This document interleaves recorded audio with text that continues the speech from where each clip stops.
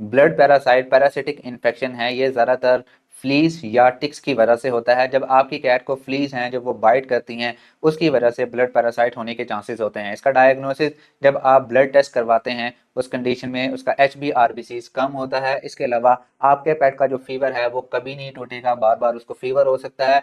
इस कंडीशन में जो ड्रग ऑफ चॉइस है, जो आप एंटीबायोटिक इस्तेमाल कर सकते हैं, वो डॉक्सीसाइक्लिन है, विब्रामाइसिन के नाम से आती है। अगर आप इस्तेमाल करेंगे आपका पेट ठीक हो जाएगा। इसके अलावा कोई भी एंटीबायोटिक देंगे आपके पेट को दोबारा फीवर होने के चांसेस होंगे। जस्ट वेब्रामाइसिन ही ब्लड पैरासाइट को खत्म कर सकती है।